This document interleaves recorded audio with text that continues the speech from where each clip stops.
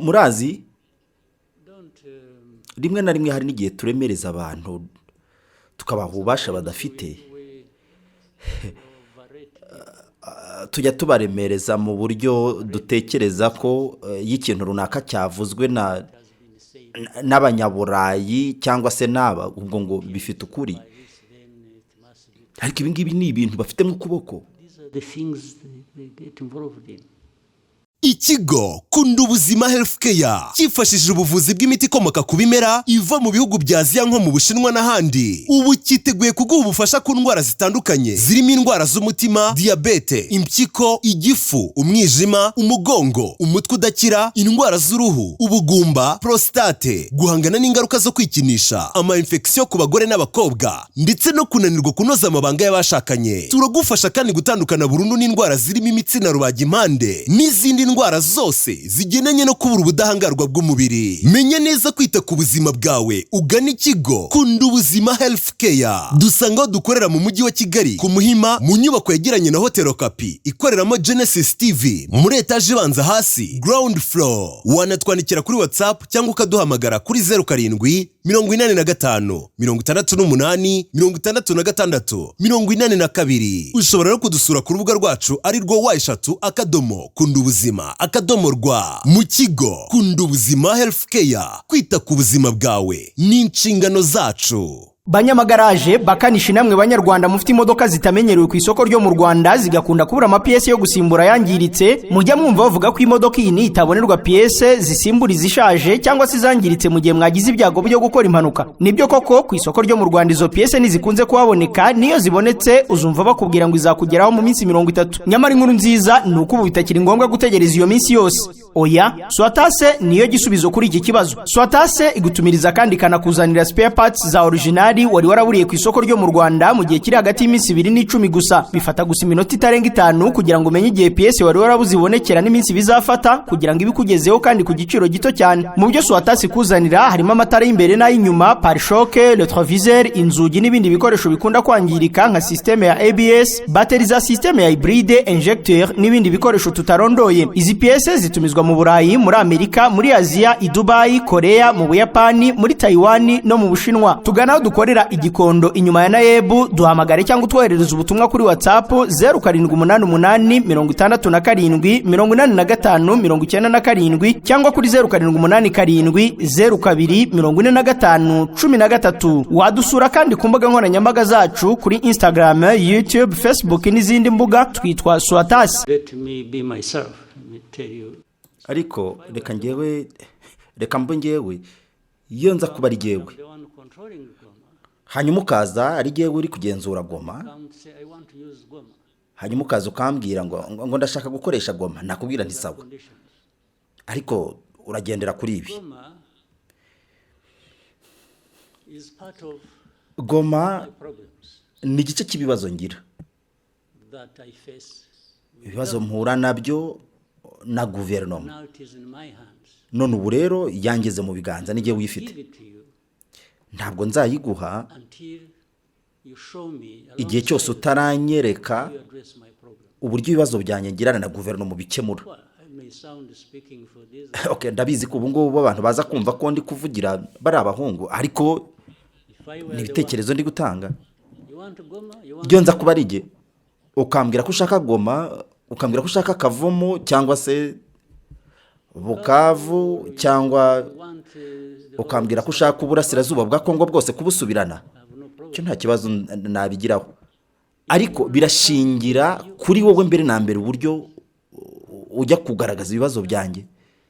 Urabyumva neza mu mateka yanjye ndetse n'uburyo ikibazo nkibonamo.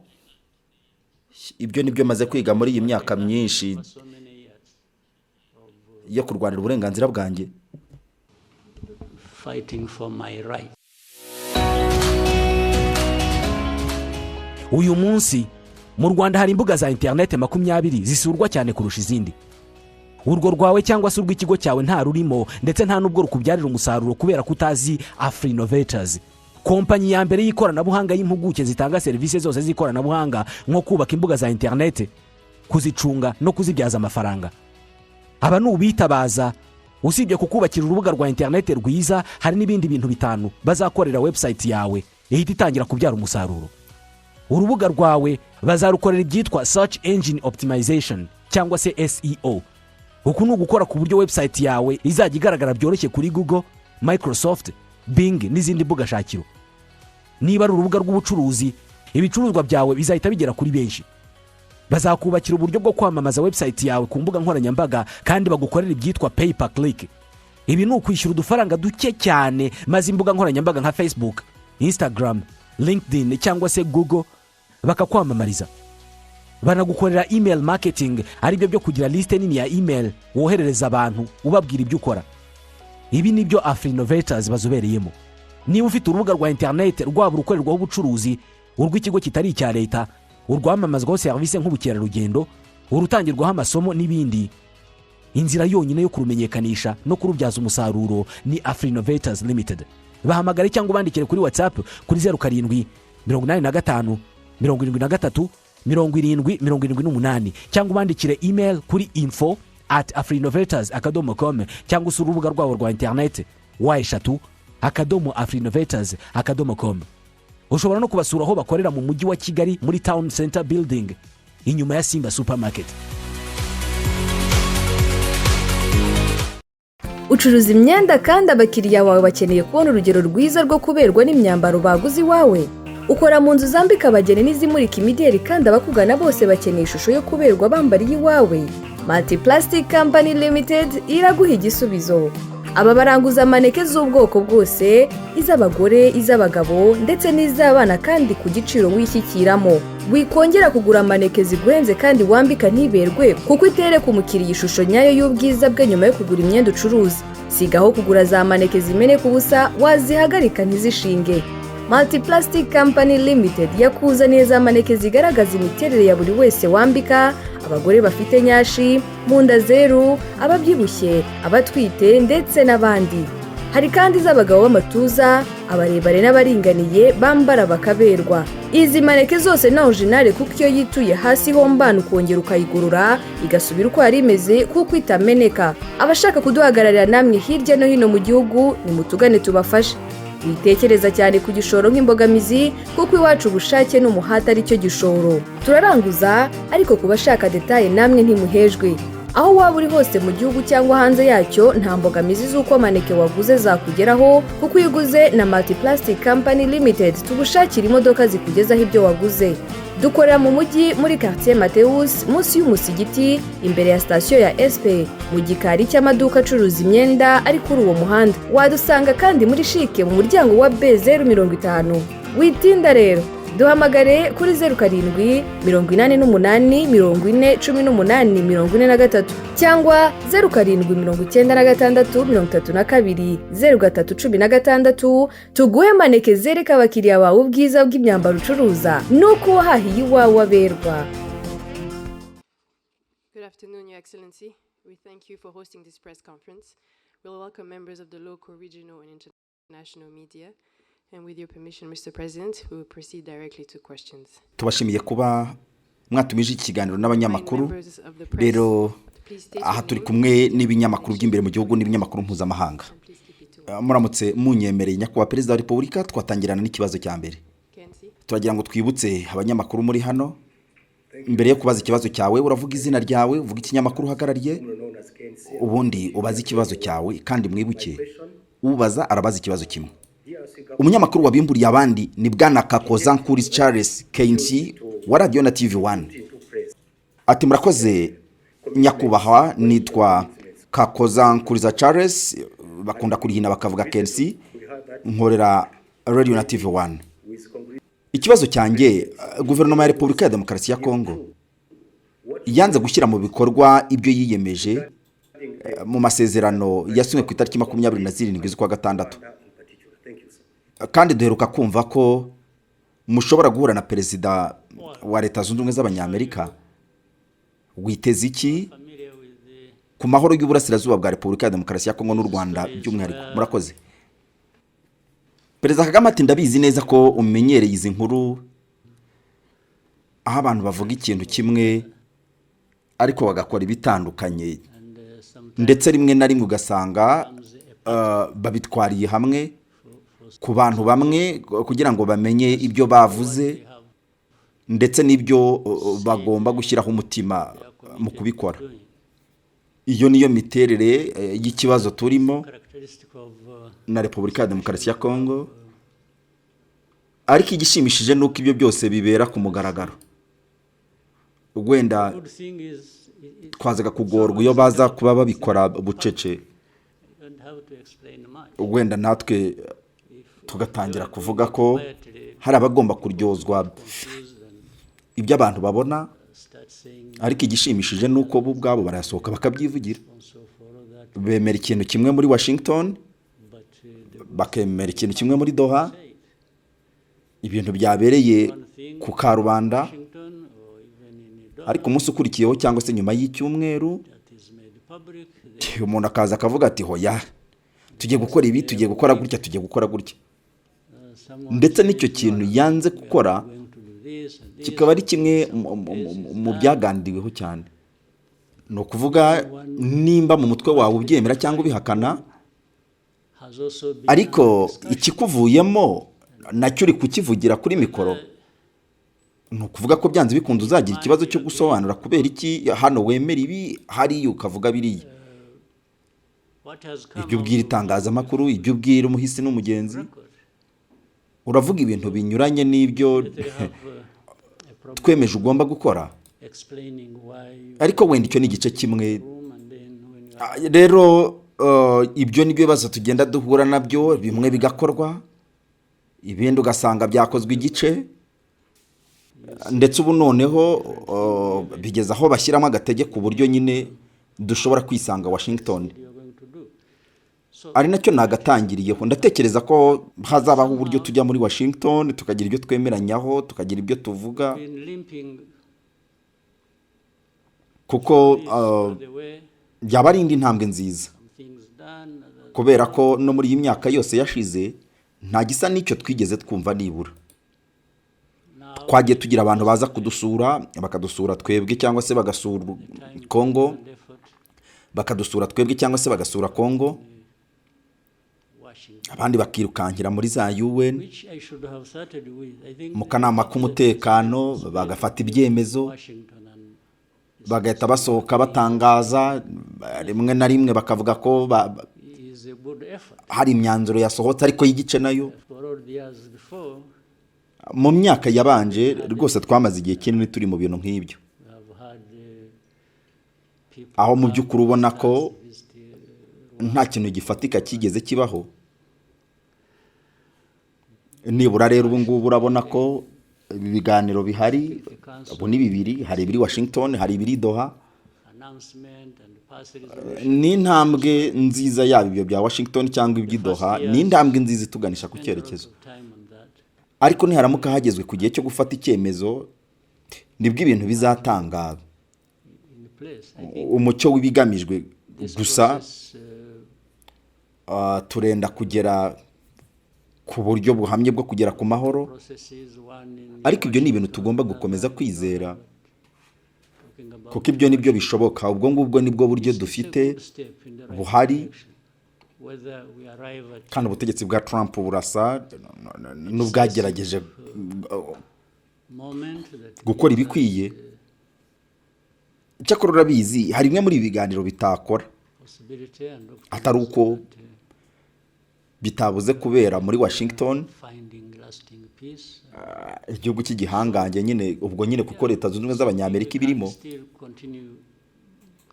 bityo bakaba baragize uruhare rufatika. Nibyo narindi kubashimira. Ndi kuvuga ko mu by'ukuri nibura bateye intambwe ifatika, ariko nyine hari abantu bagaragara nk'ababirimo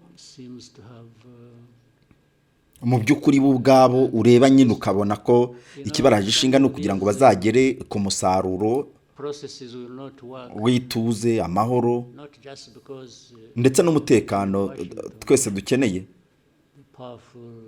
Ariko ibyo nibyo ibyo bihugu by'ibihangange nyine bikiri gutekereza ubu aho bibiganisha, praising them for having made ariko nyine ni twebwe abantu twebwe aba muri Congo. until those people concerned Wenda icyo gihe n'ibyo bihugu by'ibihangange bizaba bikiri gutekereza want aho biganisha ibintu, ariko bene ibintu nyine ni twebwe, to by'umwihariko twebwe abayobozi Repubulika ya Demokarasi ya Congo, result, which is stability. u Rwanda n'abandi mu karere. Urabizi leta zunze ubumwe z'Abanyamerika zafatiyeho, Even the most powerful hakaba n'izindi ntambwe ubona zigikomeje. which were to go or frustrated if Ndatekereza ko bamwe muri mwebwe muza no kukibaza, ntabwo urakibaza nuko njyewe nkifite mu mutwe wanjye. the leaders, DRC, Rwanda, Muraza kwibaza uti se noneho bya bindi byaganirwaga muri East Africa ndetse na za SADC byo kubera ko nabo bari bahari, Washington took over this, cyangwa se African Union n'abandi, and there were also other efforts. ibyo nabyo biraza kumvikana. I'm sure maybe one of you will Kandi mu kuri ibyo si n'ibintu byakagombye gukorerwa ahantu hamwe, would be asking kuko ibibazo biri kuba muri Congo, ariko African SADC, bigasa n'aho abayobozi bitabaraje ishinga ntibabizi. Iyo urebye ubona baranze kubifata nk'ibyabo, whatever.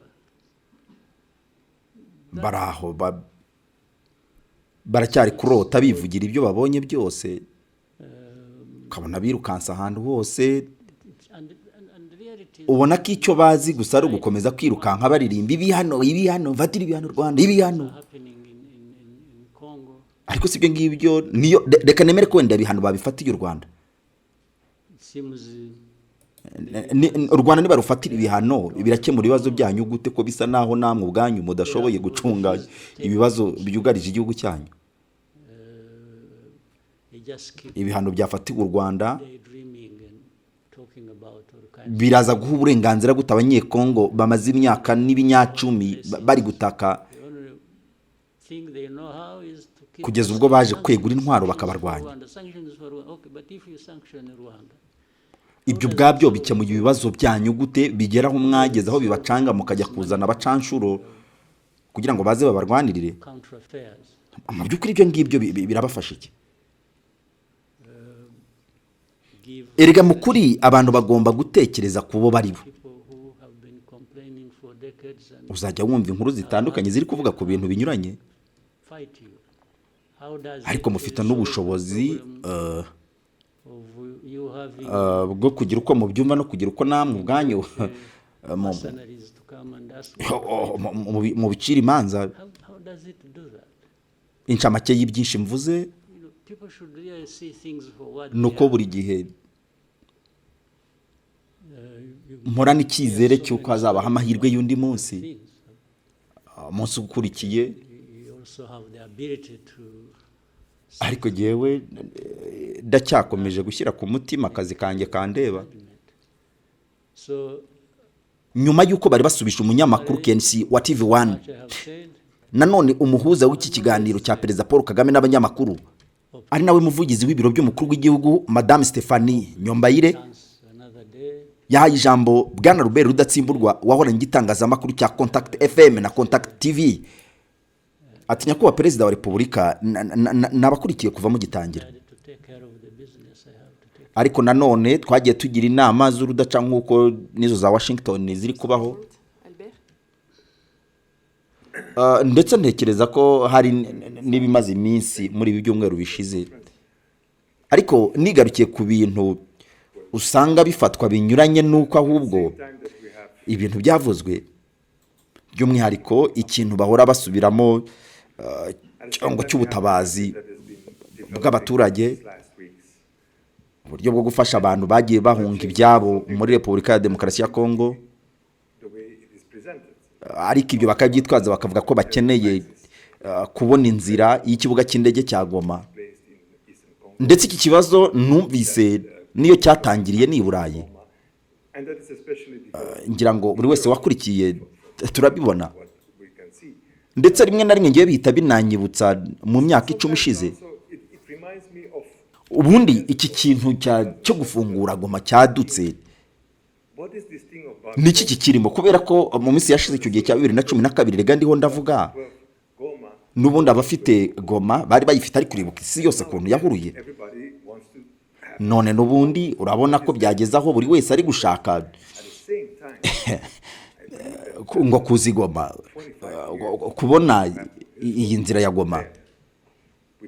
Niki kirimo hariya ndi kubibaza kubera ko biratwegereye biri ku miryango y'inzu zacerega.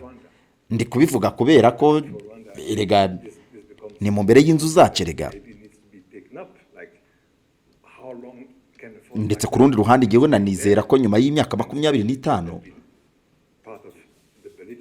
kubera iki kibazo cyamara imyaka ingana gutya nta nubwo biri kure y'amateka yacu iyo muri ibyo bihe n'ubundi.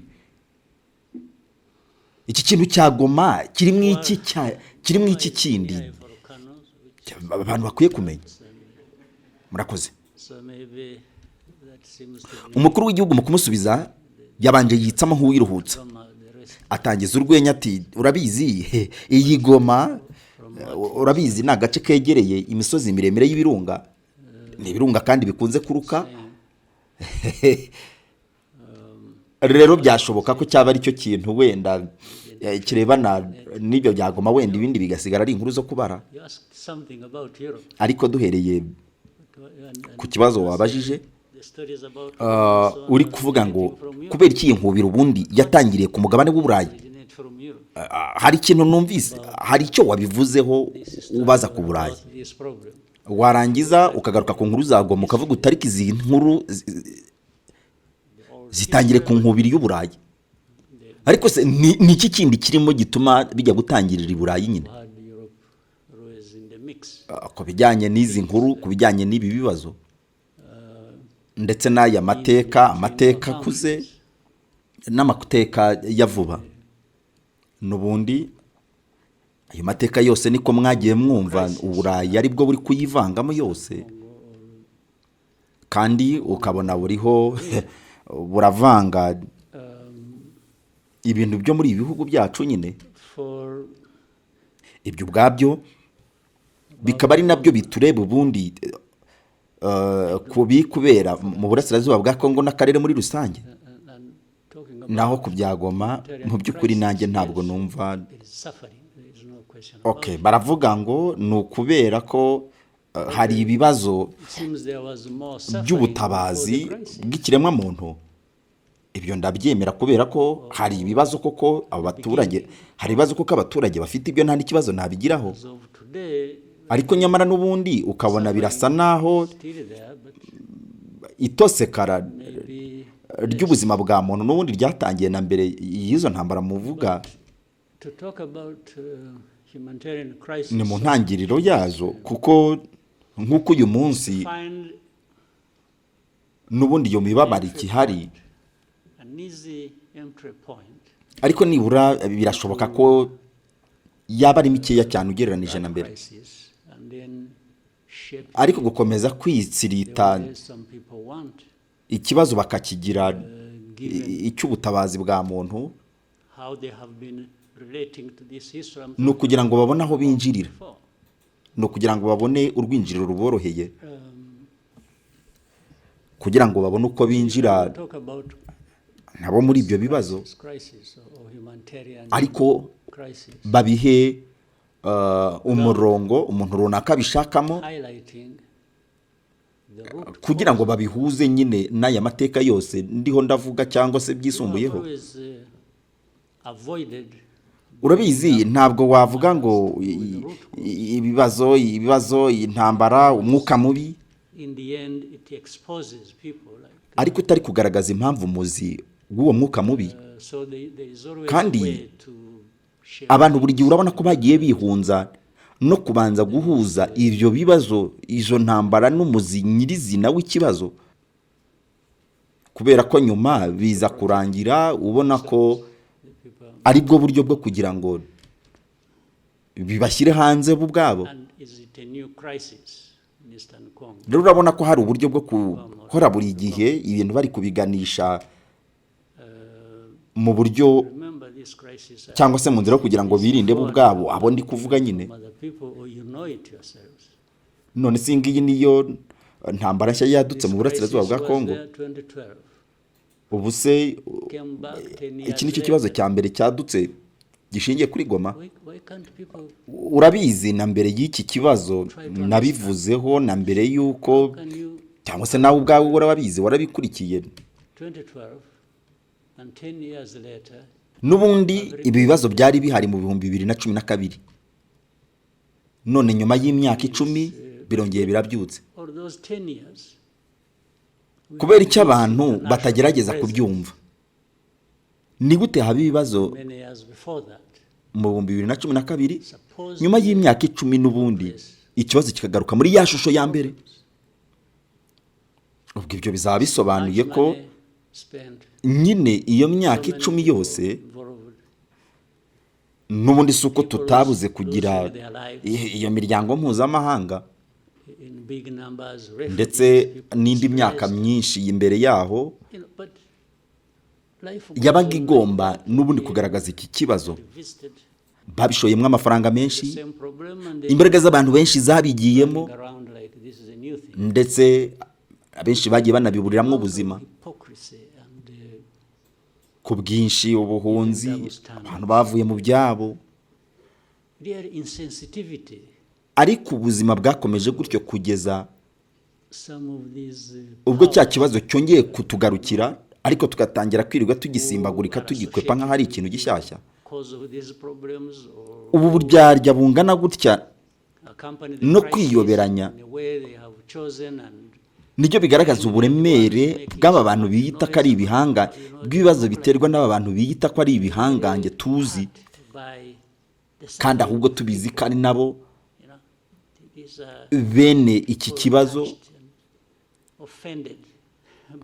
tukaba tubizi ko buri gihe ibibazo bivutse nibo babizi nyuma, hanyuma byakomera ukumva bari gusakuza bakaza bakwereka ko mu by'ukuri bakomerekejwe n'imibabaro y'abaturage,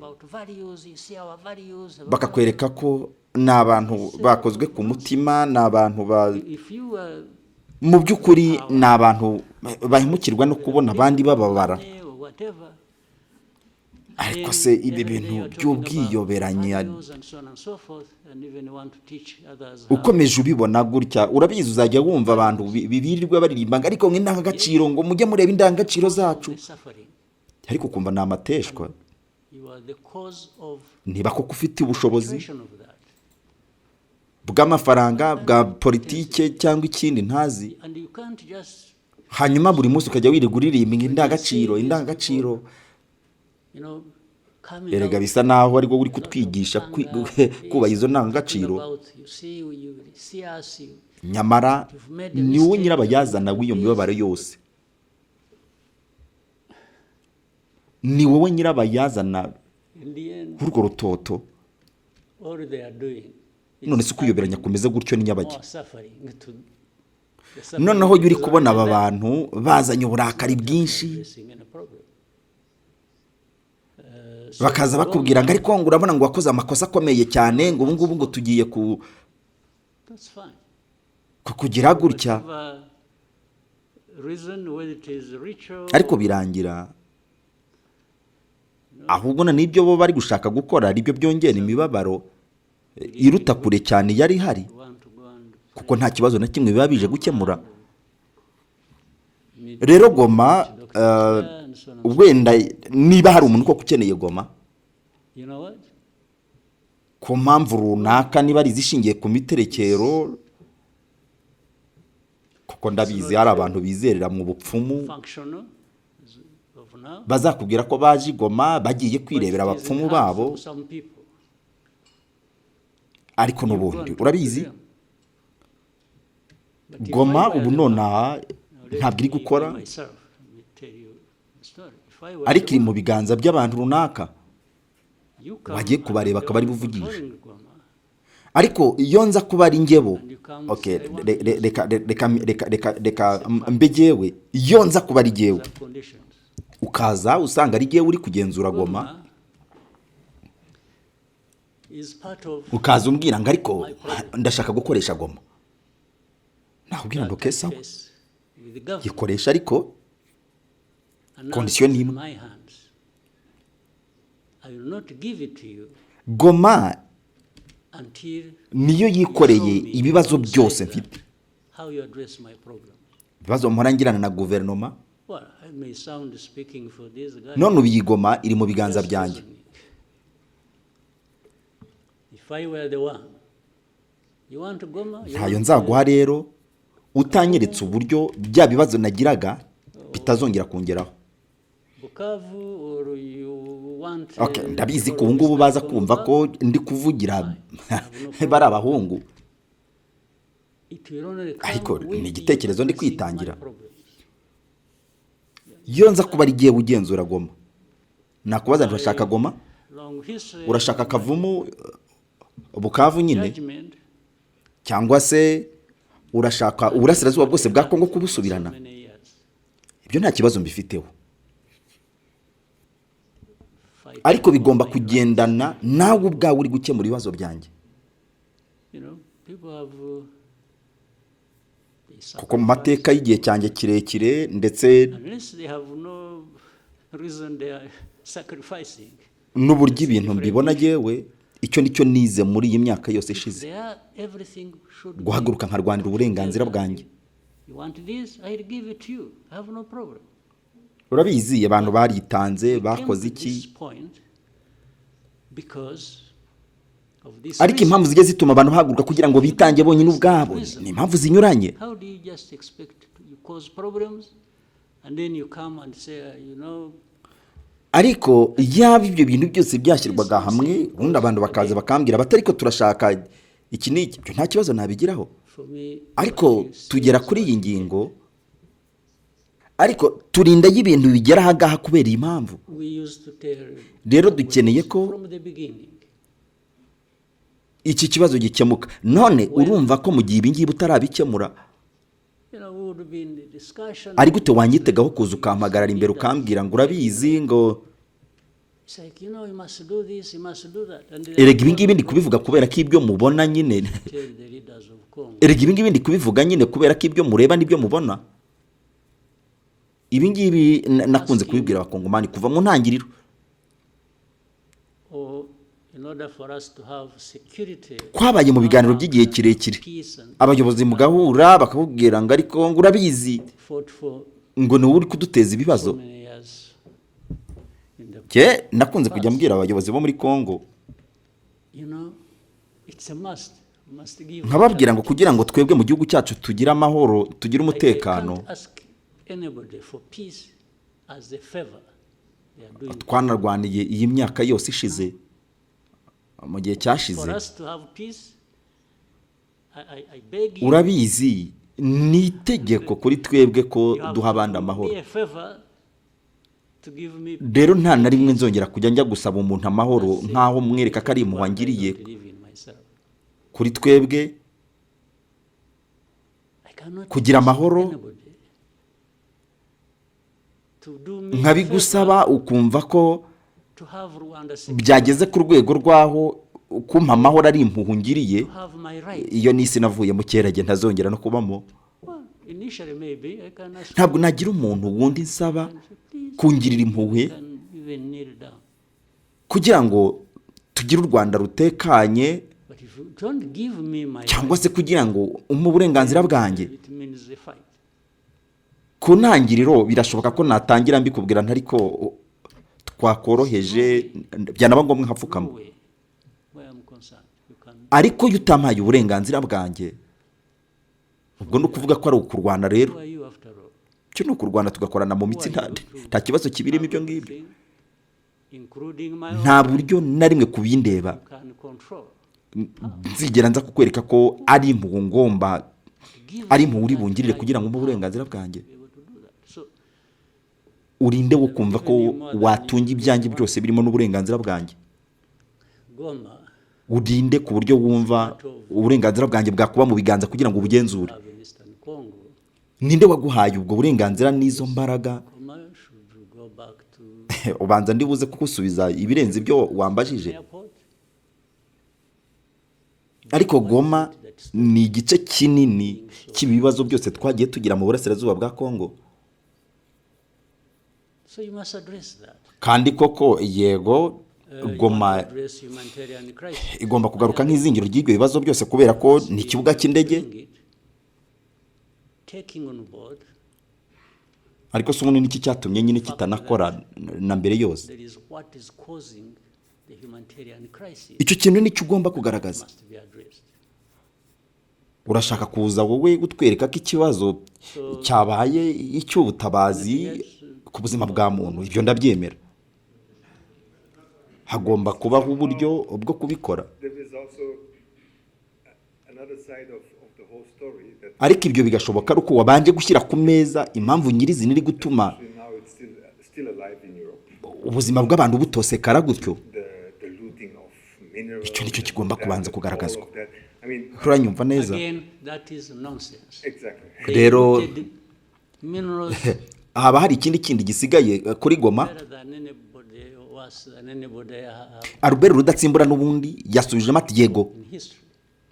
Birasa nawo izo nkuru zose rega muri wo mutubarira nyakubahwa perezida wa repubulika Minerals ndetse zigakomeza no kwisubiramo ziri guturuka mu Burayi. what is it? In Antwerp. Ariko ugasanga baravuga ibi, ariko ikigaragara nuko baje kwicukurira amabuye y'agaciro. Diamonds. Perezida Paul Kagame yahise amubwira tumva uko byamera kose ibyo byose bindi bivugwa ni amateshwa. Bullion. Bibye ayo mabuye y'agaciro kurenza n'undi muntu uwo ari we wese. Do they have a lot of gold really? Do they have gold mines? Jewe ubwanjye naba naramenye mu mateka. These Europeans? Ariko se urumva ndi umuntu uzicara nkumva ibyo bintu amabuye y'agaciro. Their case even simpler or less than it is. Amabuye y'agaciro ntabwo mujya mwumva baragurishije amabuye y'agaciro ya diyama Say, no, but we cyangwa ukumva ngo bafite zahabu the gold or amamiliyoni n'amamiliyoni half is brought by ya za zahabu, ariko izo nizo batwaye imbere. people. Okay? Ariko se hari ibirombe bya zahabu muzi batunga? Would you believe that? Aba banyaburayi hari ibirombe bya zahabu muzi batunga? Baba barazifashe When they ariko are there, kugira ngo ikibazo cyabo tucyoroshye. So, but this whole thing, why do you think by the Bo bashobora no kubwira ngo reganga izo za zahabu, izo za diyama n'ibindi MOU actually were ngo ijya bizanwa n'abandi bantu, Europe? ariko si ibyo ngibyo uzabyizera. And a lot has been worked on about traceability. Ubwo baziyumvamo ko kubera ko bahari ubwo mu buryo bwemewe n'amategeko Rwanda ni got ibyabo. involved in that and passed every stage and standard. Hari amasezerano ahari ngira ngo Now, what is funny, twagiranye n'Uburayi ari mu ibyo byose ndetse amenshi akaba agaruka cyane ku nzira zo kuyanyuzamo n'ibindi. no, don't sign anything with, but how do you not sign Ayo masezerano u Rwanda rwanayagiyemo, was supposed to be transparent and show where ariko tukajya tubabaza buri rwego n'igipimo bumva babikeneyeho. who is involved. So on one hand you want Ariko ikinyuranye n'ibyo nyuma nuko nothing except that nyuma yaho Repubulika ya Demokarasi ya Kongo niyo yaje kujya i Burayi iravuga ngo oya ngo mwisinye ibyo bintu. who went and sold it to somebody else, others they Ariko say se ni gute mwanga gusinya amasezerano ubundi ari kwerekana mu buryo bw'umucyo Uganda, aha ayo mabuye y'agaciro muri gushaka gutambutsa azanyura? but it is only Rwanda that was Ku ruhande rumwe rero mugomba kumva impamvu abakongomani buri gihe simply because abakongomani ahubwo ari bo bazayiba bakaza kuyanyuza mu Rwanda ubundi bakajya kuyagurisha they listen bakajya more to kuyagurisha bayanyujije i Burundi, bakajya kuyagurisha bayanyujije Uganda hano mu baturanyi bacu. they raise about Rwanda. Ariko noneho iyo byageze ku Rwanda Whether nibwo ikibazo cy'amabuye y'agaciro gihaguruka. is happening or has happened or not. Gusa kubera ko u Rwanda Minerals, niba rugira ikibazo nibwo bizabaho umwinjiro kugira ngo bagaruke muri Kongo bagize iwabo. FDR Nabi ibibazo bakomeze babyumve that actually at some point was n'ibindi bibazo byinshi bakomeza kuzamura ku Rwanda. for the surroundings of Rwanda. Atari uko ibyo bari kuvuga byabaye cyangwa se bihari. Were they Kwa amabuye y'agaciro burya amabuye y'agaciro found amabuye to y'agaciro. be innocent in the whole Reka tuvuge kuri FDLR every day we point out ndetse rimwe na rimwe yabaga inafite FDR yabaga ari iri kugenzura iyi Goma n'ahakikije. No, they are few, they are Kubera iki buri gihe muri ibyo byose biba biri kuba iyo buri gihe aba ari igaragara ahubwo nk'aho idafite n'ikibazwa barabere kandi nyamara buri gihe nibo tugaragaza nk'ikibazo. Buri gihe tubereka ko ikibazo nyamukuru kiri muri Kongo ari FDLR, ariko byubona bitabaraje ishinga. Ariko se bari kugira ngo tubakorere iki ko twanabahaye babyirebeye, ariko bazaze banigirira ibiganiro nabo ubwabo bari kumwe nabo, kuko twagiye tubabereka abo twafatiyeyo n'ejo bundi hari abo twahafashe. Ariko se uratekereza ko bashaka kubikora? None se mwebwe abanyamakuru ubanza wenda namwe ubwanyu muhitamwe ibyo mushaka kumenya, ntabwo mujya musaba kujya guhura n'aba bantu baba baravanywe muri Kongo kugira ngo bagende babaganirize izo nkuru,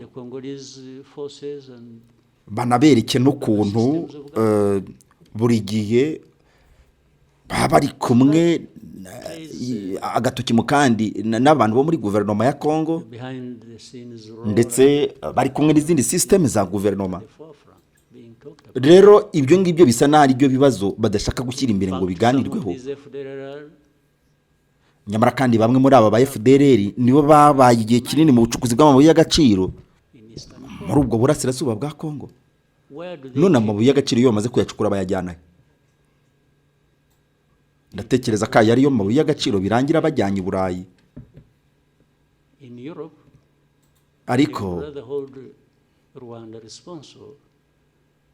bikarangira ahubwo u Rwanda rwo ruri kubiryozwa iyo byageze noneho kuri ayo mabuye y'agaciro. None si ibyo ngibyo bifite agaciro kangana iki? Urabizi rimwe na rimwe hari n'igihe usanga abantu twabaremereje, rimwe na rimwe hari n'ubwo turemereza abantu mu buryo dutekereza ko kubera ko ari abanyaburayi bavuze gutya nyine ubwo ibyo bavuze bigomba kuba ari ukuri. Ariko nyamara ibi ni ibintu barimo, ahubwo ibi ni ibintu babamo mu buryo ubona ndengamupaka. Sawa, petty things and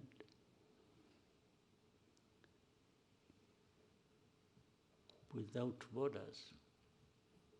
Okay?